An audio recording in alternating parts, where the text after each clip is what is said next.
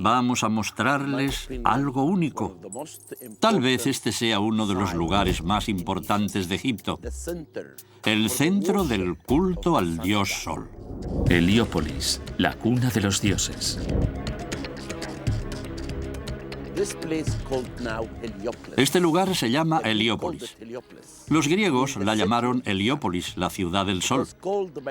El nombre que le dieron los antiguos egipcios era Un, y estaba relacionado con los 13 nombres del Bajo Egipto.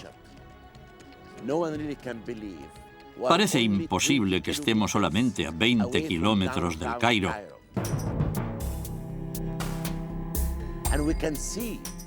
Visitaremos esta importante ciudad y les contaré a ustedes su historia, la historia de un lugar que es de todos nosotros. Todos podemos aprender aquí cómo fue creado el mundo.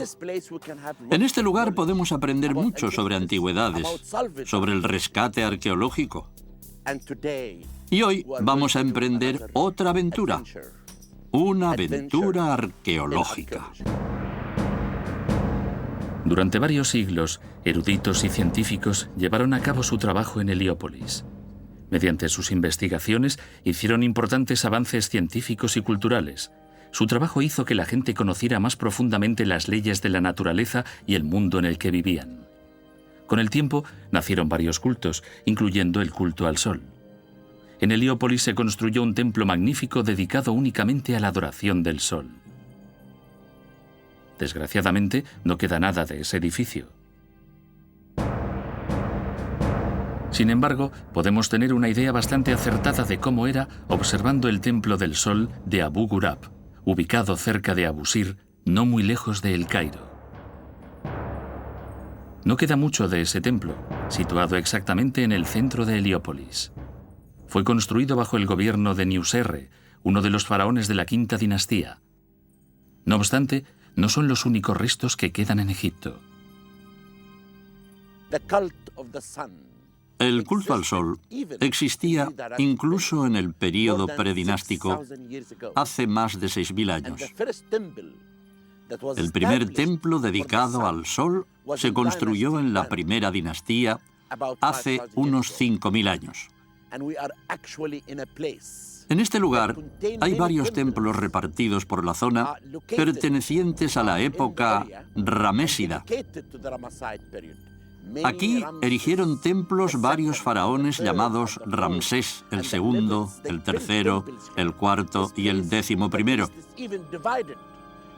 Aquí los sacerdotes dividieron el año en 12 meses, los meses en 30 días y cada año en 365 días. En mi opinión, Heliópolis hizo Egipto.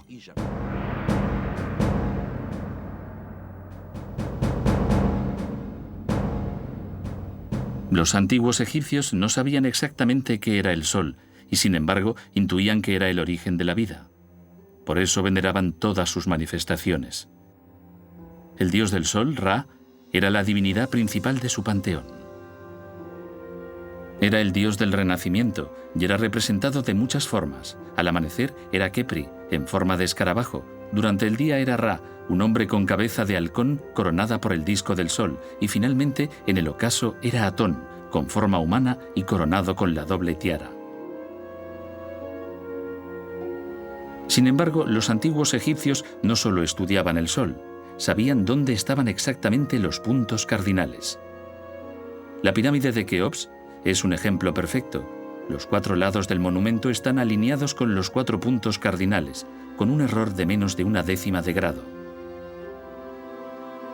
El observatorio de París fue construido en 1800, y la idea era alinearlo con los puntos cardinales, pero su desviación es el doble que la de la Gran Pirámide. Aunque las herramientas que usaban eran muy limitadas, los antiguos egipcios ya conocían la existencia de 5 planetas de nuestro sistema solar: Júpiter, Saturno, Marte, Mercurio y Venus. También podían distinguir varias constelaciones: el Cisne, la Osa Mayor, Casiopea, Siro y, sobre todo, Orión. Hemos podido determinar una notable correspondencia entre la posición de las estrellas que forman el cinturón de Orión y las 3 grandes pirámides de Gizeh. Parece ser que otras pirámides corresponden a otras estrellas de la constelación. ¿Es solo una coincidencia o es parte de un mensaje que los antiguos egipcios quisieron pasarnos? Durante siglos y dinastías, el culto al sol se hizo cada vez más importante, llegando a su clímax durante el reinado de uno de los faraones más polémicos de la historia egipcia, Akenatón. Akenatón abolió el culto a los dioses en favor de un solo dios, Atón, provocando una revolución religiosa y social. Atón, el único dios, y el rey sustituyeron la teología tebana del sol que veneraba a Amón. El sol, representado en principio como un hombre con cabeza de halcón, fue identificado entonces con un disco. Los rayos irradian de esa esfera, terminando en las manos de Ankh, que sostienen la clave de la vida, de la humanidad y de toda la creación. Pero, ¿quién era Akenatón? ¿Y por qué su figura ha sido origen de tantas contradicciones durante siglos? Es fascinante especular sobre la personalidad de Akenatón. ¿Era un genio? ¿Era un loco?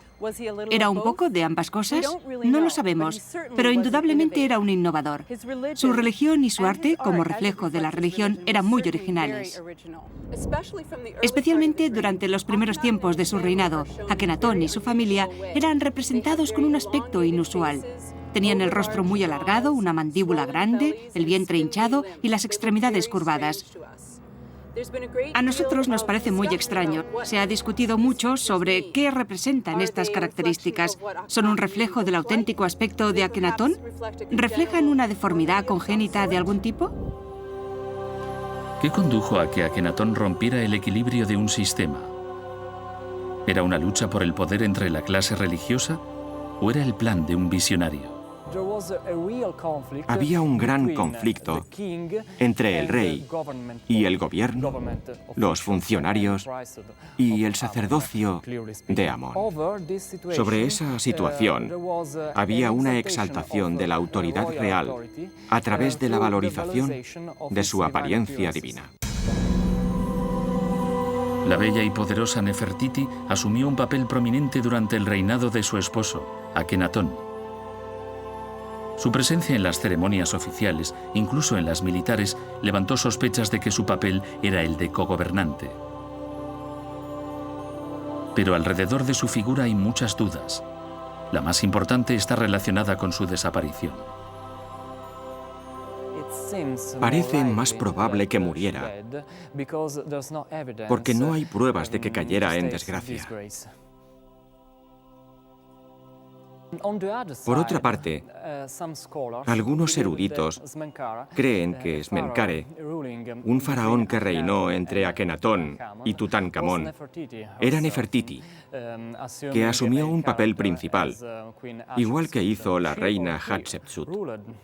Ella o él gobernaron durante un breve periodo después de la muerte de Akenatón, con Meritatón en el papel oficial y ceremonial de gran esposa real.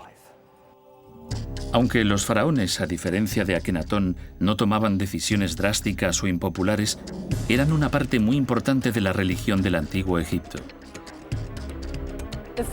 El faraón era el enlace entre el ser humano y las esferas divinas. Como hijo del dios Sol, era la personificación de Dios en la tierra. Toda comunicación entre los dioses y los hombres fluía a través de él. La importancia religiosa de Heliópolis está unida a cómo fueron creados los dioses. Los sacerdotes de la ciudad, que sin duda eran los miembros más importantes de la sociedad, crearon la leyenda de que las divinidades principales habían nacido en la ciudad del Sol. Así es como nació la llamada Enéada heliopolitana, que reunía a las 9 divinidades, y que, de acuerdo con las teorías locales de la cosmogonía, crearon el mundo. La civilización faraónica que ustedes conocen empezó en este lugar. El dios del mal celebró una fiesta aquí e hizo un bello sarcófago. Invitó a Osiris, que se sentó en el sarcófago. Lo cerraron y lo lanzaron al mar. Ese sarcófago se convirtió en el pilar del palacio del rey de Biblos, Líbano. Isis lloró por su hijo y esposo, y de sus lágrimas nació el río Nilo. Y fue a Biblos y se llevó el pilar. Con su magia devolvió la vida a Osiris, copuló con él y tuvo un hijo. Horus nació de la unión entre Isis y Osiris. El dios con cabeza de halcón fue concebido y criado por Isis con el único objetivo de vengar a Osiris. Cuando Horus fue adulto, atacó a Set, que reaccionó sacándole un ojo. Al final de una cruenta batalla, Horus resultó ganador. El dios Tot recuperó su ojo, lo purificó y lo colocó en su cuenca. La religión egipcia atribuye grandes poderes mágicos al ojo de Horus. Entre otras cosas, protege contra la enfermedad y devuelve la vida a los difuntos. En los ritos de momificación, el ojo de Horus se colocaba sobre la incisión por la que los embalsamadores sacaban los órganos internos. Los sacerdotes de Heliópolis creían que Horus, el dios del cielo, no podía ser el primer dios por encima de Ra, dios del sol, y por tanto asociaron el uno al otro. Decidieron que el ojo del sol, el derecho, pertenecía a Ra, y el de la luna, el izquierdo, pertenecía a Horus. Aunque Horus estaba destinado a ser rey, el culto de Heliópolis no confiaba en él. Era un dios muy joven. Después de muchos intentos, Horus alcanzó lo que merecía por ley, gracias a las artes mágicas de su madre, Isis, y el poder de su padre, Osiris. De hecho, Osiris amenazó a los otros dioses con terribles desgracias si no admitían que su hijo Horus fuera coronado. Un monumento vinculado al culto del sol ha sido durante siglos el símbolo de la antigua civilización egipcia, el obelisco. Símbolo de Ra, dios del sol en la época de la reforma religiosa de Akenatón, se creía que era un rayo de sol que se había convertido en piedra. La palabra obelisco procede del griego y sin duda no es una palabra egipcia, porque en egipcio se le llamaba ben-ben o tequén, que significa brocheta pequeña.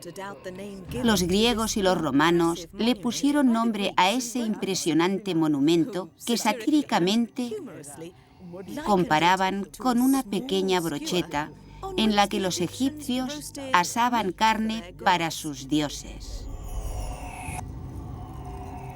Entre los escasos restos de la antigua Heliópolis también hay un obelisco levantado por Senusret I, segundo faraón de la 12ª dinastía. El monumento fue instalado en el año 1940 a.C. Mide algo más de 20 metros de altura y no es particularmente impresionante. Sin embargo, tiene una característica que lo hace único. Es el obelisco más antiguo del mundo. Pero ¿cómo construían los obeliscos? Se han elaborado muchas teorías sobre las técnicas utilizadas. El descubrimiento del gran obelisco incompleto en Asuán fue de gran ayuda. El bloque de 42 por 4 metros habría sido, de haberse terminado, el obelisco más grande del mundo.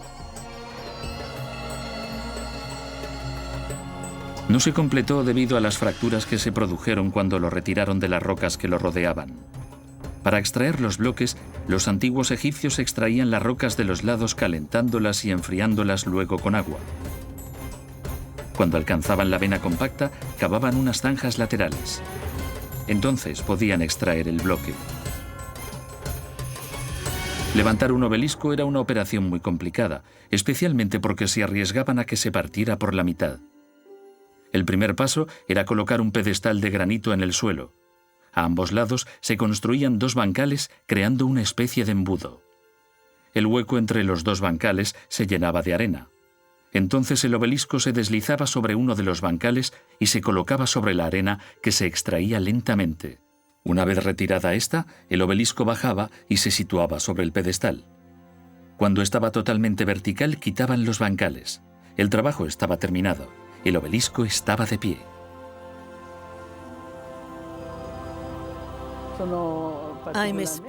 Me complace poder hablarles de la ciudad de Heliópolis y sus símbolos. mientras estamos ante el obelisco del jardín de Bóvoli de Florencia, que pueden ver detrás de mí. No fue hallado en Florencia, sino en Roma. El obelisco fue adquirido por un miembro de la familia Medici y lo colocaron en su villa romana, que ahora alberga la Academia Francesa. Y estuvo allí hasta que los Medici se marcharon de Roma y se llevaron consigo este importante monumento que erigieron en los jardines de Bóvoli. La fecha de construcción de este obelisco se remonta al reinado de Ramsés II, cuyo nombre y epítetos están grabados en la parte superior del obelisco, donde se le llama amado del dios Atón y señor de Heliópolis, y por eso no tenemos dudas sobre su origen. Otros obeliscos también tuvieron origen en Heliópolis. 2 obeliscos gemelos, erigidos por Tutmosis III, gobernante de la 18ª dinastía, y conocidos como las agujas de Cleopatra, fueron separados. Uno ha estado en el Paseo Victoria Embankment de Londres desde 1819 y el otro se erigió en Central Park, Nueva York, en 1881. Otros 2 obeliscos, que originalmente estaban frente al Templo del Sol, se encuentran ahora en Roma. El obelisco Flaminio, que está en la Piazza del Popolo, fue construido bajo el reinado de Ramsés II y su hijo Merentá, y el otro, llamado el obelisco solar, se halla en la Piazza Montecitorio, y fue construido por orden de Psamético II, faraón de la 26ª dinastía. Aunque estos monumentos son característicos de Egipto, en Roma es donde hay más obeliscos. Durante las guerras se retiraron 13. Los emperadores romanos y los papas deseaban tenerlos en la ciudad eterna como símbolo de su poder. En Egipto solo quedan 8, principalmente en Luxor y Karnak.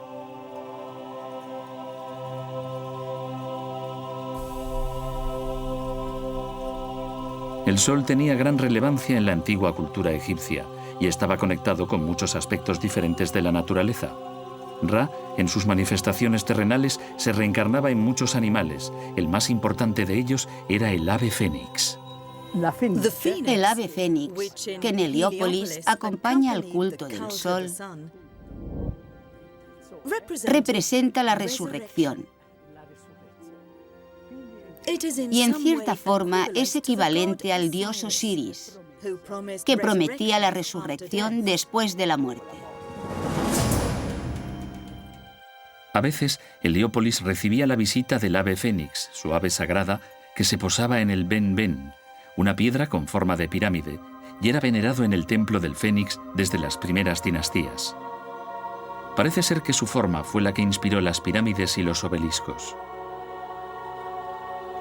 Esta piedra era tan sagrada y tenía tal importancia religiosa que los sacerdotes de Heliópolis la trasladaron cerca de la colina creada por Nun, donde Atón, creador del universo, dio vida a las divinidades de la Enéada.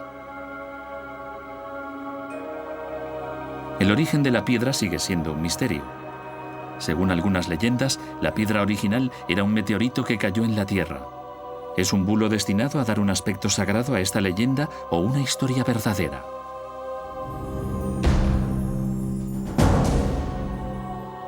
Heliópolis llegó a la cumbre de su gloria hace más de 4.500 años, durante el Antiguo Reino. Pero, ¿qué veían quienes la visitaban por primera vez? Es un lugar de estudio, la primera universidad de la Tierra. La sociedad estaba rígidamente estructurada. Los sacerdotes ostentaban el poder que casi era ilimitado. Además de dirigir el culto, los sacerdotes de Heliópolis eran astrónomos, responsables de seguir los movimientos de los cuerpos celestes y redactar el calendario de fiestas. El sumo sacerdote de Heliópolis era miembro de la alta sociedad, muy bien considerado por sus conocimientos y responsabilidades. En Heliópolis se construyeron muchos templos dedicados a las divinidades, y ese es el motivo de que la ciudad creciera tanto. La gran calidad de algunos monumentos que han sobrevivido nos da idea de que la ciudad era extraordinariamente bella. A 1 kilómetro del obelisco de Senusret I, encontramos una columna hallada entre unas casas en 1980. Las inscripciones y los jeroglíficos nos suministran una importante información. La columna pertenecía a un templo levantado por Merentá, sucesor de Ramsés II. Tiene grabadas una serie de números que indican cuántos extranjeros había en la época del reinado del faraón. Las escenas, que algunos expertos creen que representan a los judíos huyendo de Egipto, son también de gran interés. Hace menos de un año se descubrieron accidentalmente los restos de un templo tan grande como los de Luxor y Karnak, y tan importante según los expertos.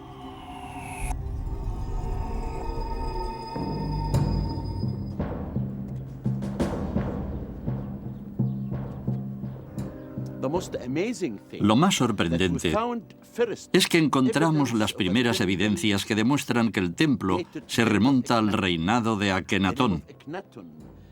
El nombre de Akenatón está escrito en signos jeroglíficos y también el de su bella esposa, Nefertiti. Su nombre está escrito en una piedra que llamamos Talatat. En árabe, Talatat significa 3, y ese es el estilo de los bloques con los que se construyó el templo de Akenatón. Esto puede probar que Akenatón no solo construyó templos en Amarna, como se creía antes, sino que lo hizo en muchos lugares. En una de las áreas más importantes construyó su templo, en el lugar del dios Sol. Quería demostrar que Atón, posterior al dios Sol, era el más importante. El segundo templo construido aquí era el de Ramsés II. Esta es la gran planta del templo que encontramos, la planta principal del templo. Y este es el bello pedestal de una estatua en cuyo cartucho aparece el nombre de Ramsés II. Y arriba pueden ver la inscripción que demuestra que Ramsés II construyó este templo para sí mismo, como sumo sacerdote del culto al dios Sol. Te honramos a ti, cuando te levantas sobre tu horizonte como Ra, donde se halla la verdad. Tú navegas por el cielo, y cada rostro que te mira cuando viajas se oculta de tu fuerza. Te muestras por la mañana y por la noche, todos los días. No es difícil hacer hallazgos sorprendentes en los suburbios de El Cairo, como es el caso de una de las tumbas más hermosas descubiertas en los últimos años, que también se descubrió accidentalmente. Pertenece a un hombre cuyo nombre era Banahsi y era nubio, porque ya saben ustedes que Nubia gobernó Egipto durante la 25ª dinastía, una dinastía anterior a la época de esta tumba, porque esta tumba se remonta a la 26ª dinastía, al reinado de un rey llamado Pestmati, cuyo nombre está escrito en los jeroglíficos como Nefer Ibra. Esta tumba es pequeña, pero hay inscripciones del libro de los muertos, el libro que explica el viaje hacia la vida después de la muerte. En muchas escenas vemos a Heper, el escarabajo, dentro del disco del sol, representando al dios Sol. Y Banahsi, conducido por el dios Tod y el dios Ra-Horakhti, se dirige en un bote en busca de la inmortalidad. Pero el lugar más hermoso y la escena más hermosa es la que está en el techo. Es la diosa Nut, la diosa del cielo. Está sujetando el cielo con sus manos. Cada inscripción, los colores, los jeroglíficos, nos cuentan la historia de la búsqueda de la inmortalidad.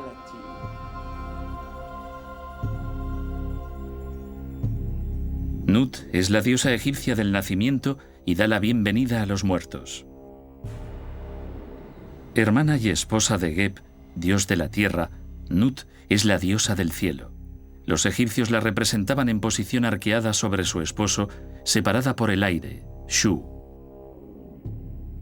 Es la madre de todas las estrellas y, según el mito, Las daba a luz todas las noches y a la mañana siguiente se las comía. La posición que adopta la diosa simboliza su poder sobre el sol y la luna. A menudo se la representaba del mismo modo en los sarcófagos, que a su vez simbolizaban el vientre de Nut. Se suponía que los difuntos nacerían nuevamente saliendo del cuerpo de Nut.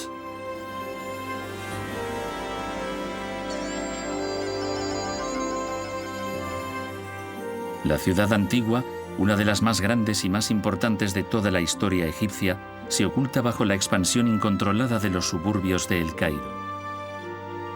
Eso hace muy difícil excavar en busca de cualquier tesoro que todavía se halle bajo tierra.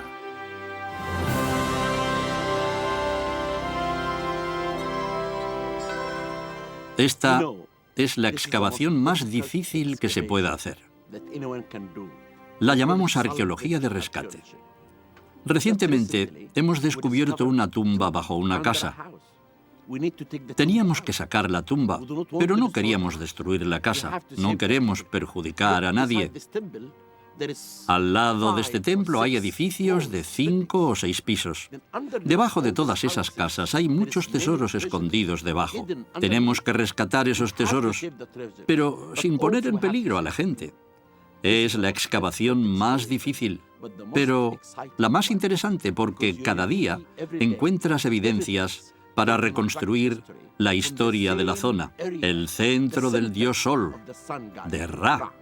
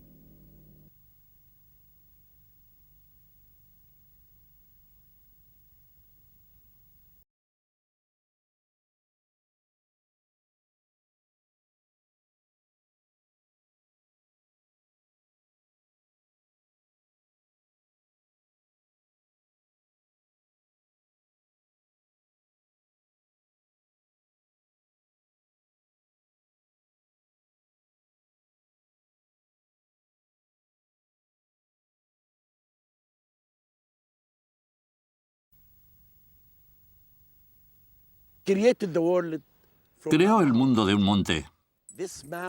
El dios Atón salió de ese monte y solo había agua. El monte estaba en medio del agua y el dios salió del monte para crear el mundo. De sí mismo hizo un dios, Geb, el dios de la tierra, y la diosa Nut, la diosa del cielo. Estos dos dioses tuvieron 2 hijos. Tefnut, la diosa del rocío, y el dios del aire, Shu.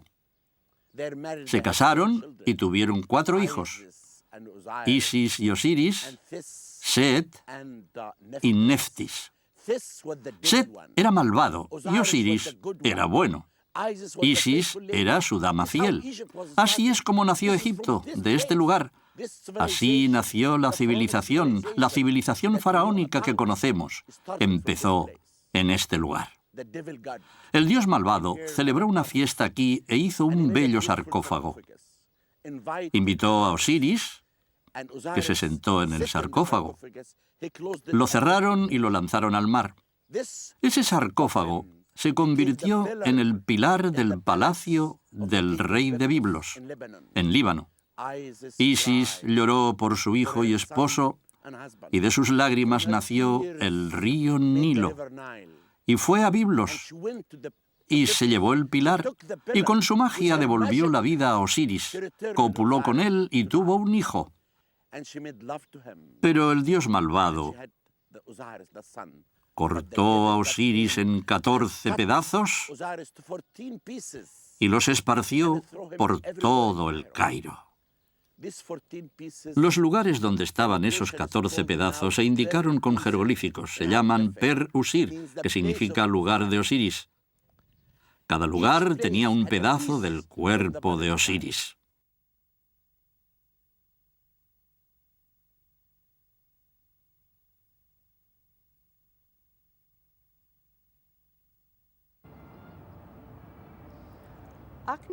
Akenatón, conocido como el faraón hereje, vivió durante el Nuevo Reino, la época dorada de Egipto. Subió al trono como Amenhotep IV. Su nombre honraba a Amón, que era el rey de los dioses. Sin embargo, cambió su nombre por el de Akenatón en honor del dios a quien veneraba por encima de todos los demás, Atón, que era el disco del sol. Artísticamente, Atón es representado como un círculo cuyos rayos se expanden para dar la vida a Akenatón y a su familia, incluyendo a la bella reina Nefertiti. Akenatón estaba totalmente consagrado a la adoración de Atón e incluso construyó una nueva ciudad dedicada enteramente a su culto, Tel el Amarna. A finales de su reinado, Akenatón ordenó que fueran cerrados los templos de otros dioses y que se borraran sus nombres de todos los monumentos. Esta prescripción fue especialmente dura con el dios Amón, que había sido el rey de los dioses. Con estas acciones, Akenatón se convirtió en el primer monoteísta de la historia del mundo. También le dio fama de hereje.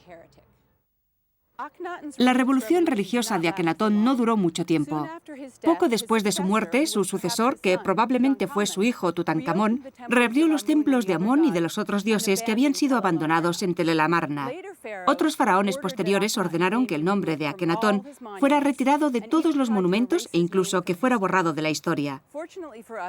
Afortunadamente no lo consiguieron totalmente y quedaron bastantes vestigios, especialmente en Tel el Amarna, donde hay mucho material para saber de este interesante faraón.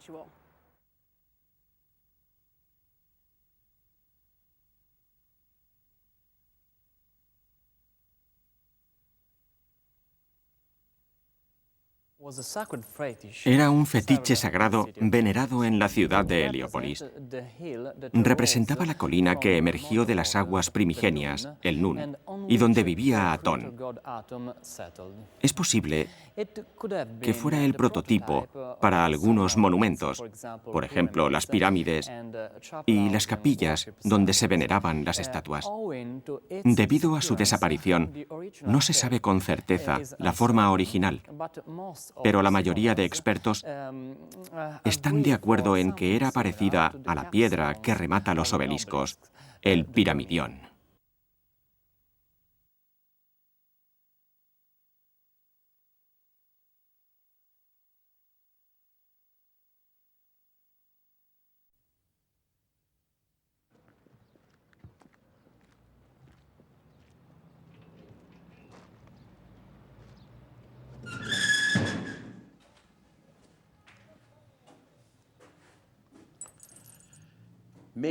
Tal vez esta sea la tumba más bella que puedan ver. Vamos a entrar en una tumba que, aunque vengan a Egipto, no podrán visitar. Vamos a mostrarles algo único, algo que solo pueden conocer, ver y contemplar gracias a este vídeo. Conocemos las tumbas del Valle de los Reyes, las tumbas perdidas de Tebas, las tumbas en Saqqara. Pero es increíble que entre las casas del centro del Cairo se encuentre la tumba más bella recientemente descubierta en Egipto. Y voy a llevársela a su casa para que la contemplen. Es pequeña, pero única. Pertenece a un hombre cuyo nombre era Banahsi y era nubio, porque ya saben ustedes que Nubia gobernó Egipto durante la 25ª dinastía, una dinastía anterior a la época de esta tumba, porque esta tumba se remonta a la 26ª dinastía, al reinado de un rey llamado Pesmatic, cuyo nombre está escrito en los jeroglíficos como Nefer Ibra. La historia del descubrimiento es asombrosa y nos demuestra que esta zona es importante. Los abogados de El Cairo compraron este trozo de tierra. Pagaron 50 millones de libras egipcias, unos 8 millones de euros.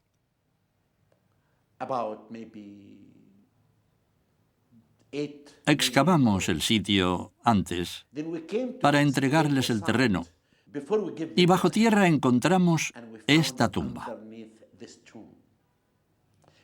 Cuando vi la tumba dije, no vamos a entregar este terreno a los abogados. Y les pagamos 50 millones de libras egipcias. Nos quedamos con el terreno y aquí es donde traemos las cosas que descubrimos bajo las casas. Como ven, en el terreno hay muchos sarcófagos, muchos ataúdes, inscripciones, estatuas. Lo hemos convertido en el Museo Abierto de Heliópolis. Pero lo más hermoso es la tumba de Banahsi. Este nubio ostentaba un título importante. Era quien llevaba el sello real del rey. La 26ª dinastía fue un periodo muy importante porque los egipcios regresaron al arte egipcio, al arte del antiguo reino, al arte del nuevo reino. Y esta tumba es pequeña, pero hay inscripciones del libro de los muertos, el libro que explica el viaje hacia la vida después de la muerte. En muchas escenas vemos a Heper, el escarabajo, dentro del disco del sol, representando al dios Sol.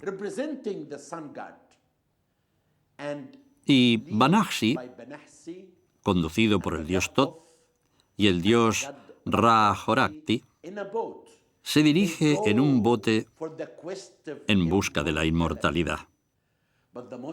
Pero el lugar más hermoso y la escena más hermosa es la que está en el techo. Es la diosa Nut, la diosa del cielo. Está sujetando el cielo con sus manos.